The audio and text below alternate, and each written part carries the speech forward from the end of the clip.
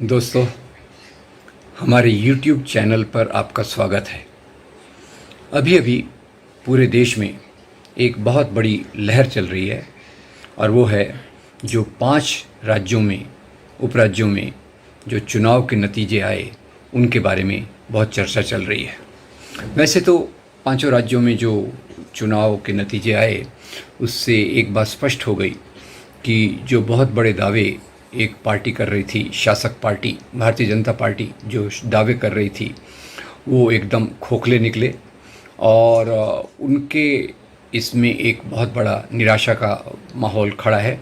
और इसी जहां उनके बीच में निराशा का वातावरण है, उसी के साथ साथ दूसरे लोगों में जो भाजपा की बढ़ती हुई शक्ति के कारण परेशान हैं, उनमें एक आशा की लहर भी दौड़ी। कई लोग तो इस बात पे भी परेशान हैं कि अभी कोरोना 19 का जो मैनेजमेंट चल रहा है उससे जो पूरे एक दुख की लहर है, ऑक्सीजन नहीं है, बेड्स नहीं हैं, लोग परेशान हैं, इलेक्शंस की रैलीज़ की जा रही हैं, लोग भीड़ भाड़ में हैं, कुंभ का मेला है, इसके कारण भी लोग परेशान हैं। तो इसलिए कई जगह पर राहत की सांस ले हो रही है। खैर, इन पांचों राज्यों का मैं अलग से एक एक करके बात करूंगा और सबसे पहले और सबसे महत्वपूर्ण जो है वह है बंगाल के चुनाव। भारतीय जनता पार्टी ने एक निर्णय किया हुआ था कि वो पूरी ताकत झोंक देगी बंगाल को जीतने के लिए। बंगाल में पहले 34 साल तक, करीब 34 साल तक वामपंथियों का शासन रहा। उसके बाद पिछले 10 साल से ममता बनर्जी का वहाँ शासन चल रहा है, तृणमूल कांग्रेस का। तो इस बार भारतीय जनता पार्टी का इसके पहले लोकसभा के चुनाव हुए उसमें भारतीय जनता पार्टी को बहुत अच्छी प्रतिक्रिया मिली, उनकी सीट्स बहुत बढ़ गई। पर पिछली असेंबली में उनकी केवल 3 सीट्स थी और अभी जो उनका दावा था कि वो 200 सीटों को पार कर लेंगे, 200 से ज़्यादा सीटें उन्हें मिलेगी, उसके बदले उन्हें केवल 80 सीटें मिली है। और उन्होंने पूरी ताकत झोंक दी थी। उनके पूरे लीडर्स, उनके पूरे नेता, उनके पूरे कार्यकर्ता, लाखों उनसे जुड़े हुए स्वयंसेवक और प्रचारक, और पैसे की तो खैर उनके पास कमी है ही नहीं। तो पिछले कई हफ्तों से उनकी पूरी कोशिश चल रही थी कि बंगाल के चुनाव को किसी भी कीमत पर जीतना है। इस माहौल में ये चुनाव का जो नतीजा आया उससे आशा की एक उम्मीद बंधी है कि बंगाल जो भारत का एक बहुत महत्वपूर्ण राज्य है उसमें इनकी शक्ति नहीं आ पाई। और उससे भी ज़्यादा जो बात से राहत मिली है वो ये कि भाजपा अगर यहाँ चुनाव जीत जाती, सत्ता में आ जाती, तो आज जो किसानों का आंदोलन पिछले कई महीनों से चल रहा है उसमें एक बहुत बड़ी निराशा आ जाती। आज जो कोविड के बढ़ने के कारण जो लोगों में एक दुख और पीड़ा की लहर है उसमें भी राहत है कि शायद कुछ नीतियां बदलेंगी और जो शासक दल है वो कुछ नीतियों के बारे में पुनर्विचार करके लोगों को भलाई हो इस आधार पे करेगा। और तीसरा, बंगाल में ममता बनर्जी की जो सरकार है वो आई है और उम्मीद ये है कि सांप्रदायिकता की जो लहर भाजपा के साथ आती है वो सांप्रदायिकता की लहर से बंगाल बचा रहेगा। फिर भी खैर मेरी आशा ये है कि भाजपा जितनी ताकत से काम कर रही है वो केवल भाजपा अकेली नहीं है। भाजपा के साथ साथ उसके जो जुड़े हुए संगठन हैं, उसका जो पितृ संगठन पेरेंट ऑर्गेनाइजेशन आरएसएस है, उनकी पूरी नज़र अभी बंगाल पे गड़ी हुई है और वो वहाँ रहेगी। इसलिए मैं तो मानता हूँ कि वहाँ एक प्रकार से रिलैक्स होने की कोई ज़रूरत नहीं है और लोकतांत्रिक मूल्यों के लिए प्रतिबद्धता के आधार पे बंगाल में काम शुरू किया जाना चाहिए, चलते रहना चाहिए, उसको मजबूत करना चाहिए। ये भी बात हो गई कि वहाँ जो कांग्रेस और वामपंथी पार्टियों का बहुत ह्रास हुआ है वो समय के लिए हमें मंजूर कर लेना चाहिए, पर आगे ऐसी एक व्यवस्था को देखना चाहिए जहाँ ये सब गैर भाजपा पार्टियाँ मिलकर चुनाव लड़ें और मजबूती से हमारे संविधान के मूल्यों के आधार पे समाज को चलाने की कोशिश करें।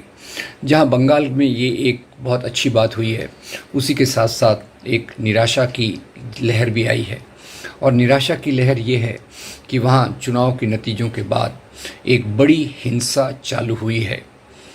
अब भाजपा का ये दावा है कि ये हिंसा तृणमूल द्वारा की जा रही है। कुछ वीडियोस भी चलाए जा रहे हैं, पर जब उनकी जांच की गई तो वो फेक वीडियो निकले और उसमें शायद तृणमूल का भी हाथ होगा, पर भाजपा भी हिंसा के मामले में कोई कम नहीं है। तो इसके बारे में पूरी जानकारी करना बहुत ज़रूरी है। इसी के साथ साथ कंगना रनौत जो भाजपा के पक्ष को सामने रखती हैं, उन्होंने इस हिंसा के जवाब में मोदी जी के को एक दूसरे प्रकार का काम करने की बात की, एक ट्वीट किया, जिसके कारण उनका ट्विटर अकाउंट परमानेंटली बंद कर दिया गया। तो खैर, बंगाल में जहां एक उम्मीद खड़ी हुई है, मैं इतनी दूसरी बात का एक पहलू दिखाना चाहता हूं कि जो पार्टी पहले 3 एमएलए थी, आज उसके 80 एमएलए हैं। यानी इसके पीछे जो समाज में वो काम कर रहे हैं, जो विभाजनकारी काम कर रहे हैं, उसका जो प्रतिसाद मिल रहा है, उसका जवाब केवल तृणमूल ने नहीं, सभी पार्टियों ने मिलकर देना चाहिए। नंबर 1। नंबर 2, जो हिंसा हो रही है उसकी पूरी निंदा, और ऐसी हिंसा फिर न हो, ऐसी हिंसा पर नियंत्रण लाया जाए, ये जिम्मेदारी ममता बनर्जी की है। जिस ओर से भी हिंसा हो, सब हिंसा करने वालों को सज़ा मिले, और ममता बनर्जी ने, क्योंकि अभी वो शासक हैं, उनकी जिम्मेदारी है कि इस हिंसा पर पूरी तौर से रोक लाई जाए। दूसरी जो एक चुनाव में बहुत महत्वपूर्ण बात देखी गई, वो केरल की है। केरल में भाजपा का एक एमएलए था, वो 1 से अभी 0 हो गया है। ये बहुत खुशी की बात है। जो लोग भाजपा के विरोध वाले लोग हैं, उनके लिए खुशी की बात होगी, क्योंकि भाजपा यहाँ भी बहुत बड़े बड़े दावे कर रही थी, और बाद में खैर उसने उसमें थोड़ी कोशिश कम की होगी, और जितने उनके कैंडिडेट थे उनमें उन्होंने श्रीधरन, जिनको मेट्रो मैन के नाम से जाना जाता है, उसको खड़ा किया, उसको चीफ मिनिस्टर के पद के लिए सामने रखा। उनकी भी हार हो गई। ये भी एक सोचने वाली बात है। पर यहाँ भी मैं एक चेतावनी देना चाहूँगा कि केरल में भाजपा सत्ता पर उसका एक भी एमएलए चुनकर नहीं आया, ये बात ठीक है, पर याद रखिए केरल में भाजपा की और पूरे भाजपा परिवार की कोशिशें बहुत तेज़ी से चल रही हैं, बहुत मजबूती से चल रही हैं। अब ये बात निश्चित रूप से इस बार का जो चुनाव आया, उसमें एलडीएफ ने एक पुरानी ट्रेडिशन को तोड़ा कि एक बार कांग्रेस लेड अलायंस, एक बार लेफ़्ट लेड अलायंस आता था, उसको इस बार तोड़ा। और उसमें मेरे ख्याल से ज़्यादा का बात ये होगी कि लेफ़्ट ने जितने अच्छे से कोविड का मैनेजमेंट किया, उसका निश्चित रूप से एक प्रभाव वहाँ के लोगों पर हुआ होगा, इसीलिए लेफ़्ट वहाँ फिर से चुनकर आया। पर लेफ़्ट को भी एक थोड़ी सी निवेदन है कि वो पूरा लोकतांत्रिक मूल्यों को ज़िंदा रखें, और जिस प्रकार की अच्छी नीतियों के कारण उन्होंने कोविड पर एक प्रकार का नियंत्रण किया, उन नीतियों के आधार पे लोगों के बारे में सोचते रहें, और धर्म की सीमाओं के परे माइनॉरिटीज़ को प्रोटेक्शन, अल्पसंख्यकों को प्रोटेक्शन, और बाकी लोगों को एक उचित स्थान मिले, इसका एक चलना चाहिए। तीसरा जो राज्य है असम, असम के बारे में मुझे बहुत चिंता है। चिंता इस बात की नहीं है कि वहाँ भाजपा का एनडीए जीत गया। चिंता इस बात की है कि जिस राज्य में एनआरसी किया गया, जिस राज्य के कारण सीएए सिटीजनशिप अमेंडमेंट बिल लाया गया, एनआरसी के कारण वहाँ के कितने 12.5 लाख हिंदुओं को के पास पेपर्स नहीं मिले, उस राज्य में बीजेपी जीत गई। इसका मतलब है कि कुछ तो भी गहरे तरीके से इन्होंने वहाँ अपनी मशीनरी को मजबूत किया है। और भले ही कांग्रेस ने बदरुद्दीन अजमल के साथ अलायंस किया, उसके बावजूद वो अच्छा प्रदर्शन नहीं दिखा पाए। ये एक चिंता का विषय है।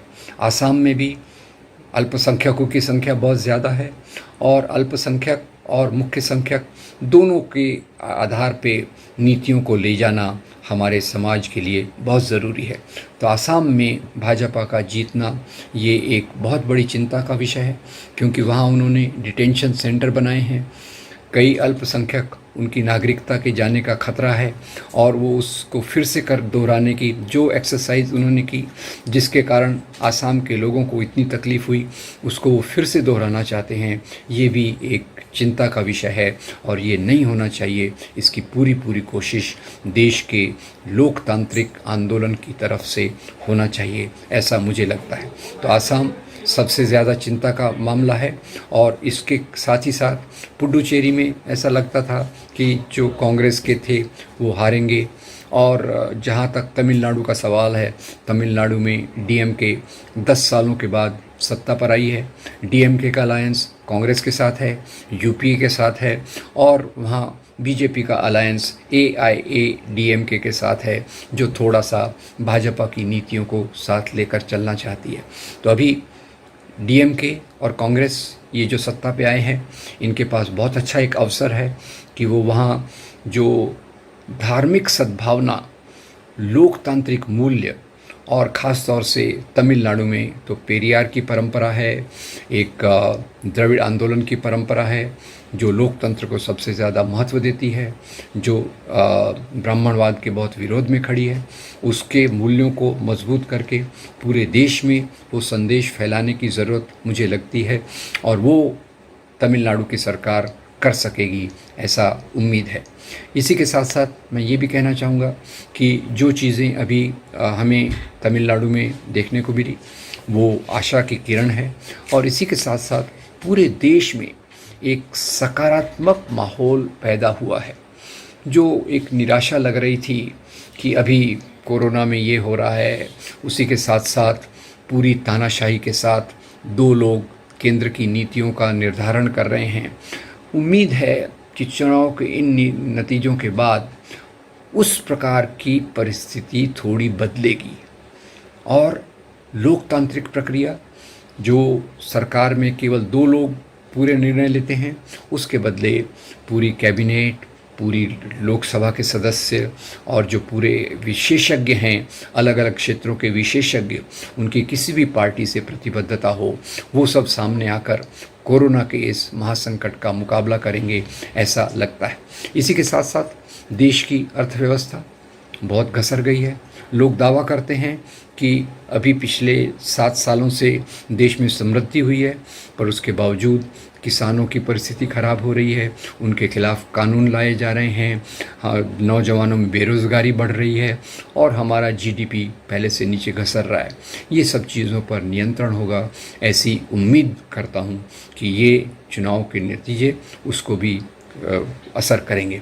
और साथ ही साथ ये बात ज़रूर है कि चुनाव में केवल इनके हार से, बीजेपी के हार से प्रक्रिया बदल नहीं जाती।